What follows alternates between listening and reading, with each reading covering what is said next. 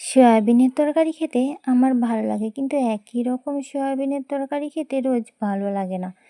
সেই জন্য আজকে একটু অন্যরকমভাবে সয়াবিনের তরকারি বানাবো। সেই জন্য আমি এখানে সয়াবিন নিয়েছি। সয়াবিনটা কিন্তু আমি আগের থেকে ভিজিয়ে রেখেছিলাম, আর ভিজিয়ে রেখে তারপর মিক্সিতে পেস্ট করে নিয়েছি।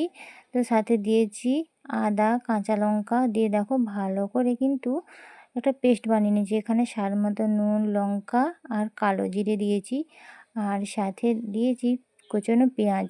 তো পেঁয়াজটা আমি দিয়েছি, পেঁয়াজটা না দিলেও চলবে, কোনো অসুবিধা নেই। সাথে কাঁচা লঙ্কা কুচিও দেওয়া যেতে পারে, কিন্তু আমি দিইনি। তো এটা দিয়ে কিন্তু ভালো করে মিক্সড করে নিতে হবে, আর সাথে দিয়ে দিতে হবে বেসন, যাতে বড়াগুলো ভেঙে না যায়। এবার আমি কড়াইতে দিয়ে দিলাম সর্ষের তেল, আর আমি বড়াগুলো বানিয়ে রেখেছিলাম, তো অনেকগুলোই হয়েছে। তো এগুলো আমি এক এক করে এবার তেলে দিয়ে দেব। আর এগুলো তেলে দিয়ে কিন্তু সঙ্গে সঙ্গে নাড়াচাড়া করা চলবে না, তাহলে কিন্তু ভেঙে যাবে। তো তেলটা কিন্তু ভালো করে গরম করে তারপর বড়াগুলো ভেজে নিতে হবে। আর একটু লাল লাল হয়ে গেলে তারপর কিন্তু বড়াগুলোকে উল্টে পাল্টে ভেজে নিতে হবে। আর যে দেখো কত সুন্দর এক পিঠটা লাল হয়ে গেছে।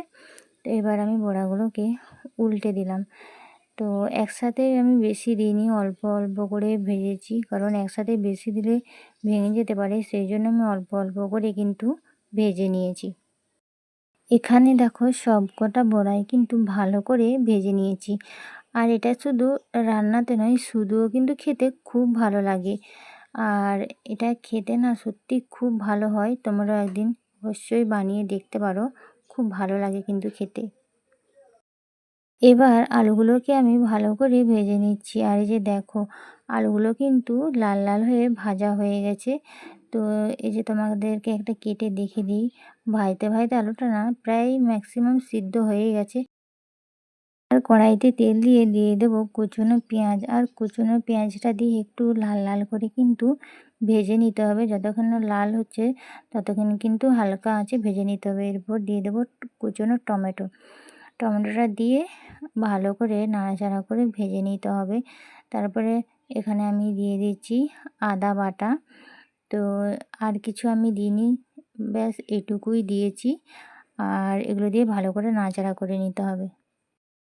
এবার এক এক করে মশলাগুলো দিয়ে আমি এখানে ভালো করে মশলাটা কষিয়ে নিয়েছি, আর দিয়ে দিলাম ভেজে রাখা আলুগুলো।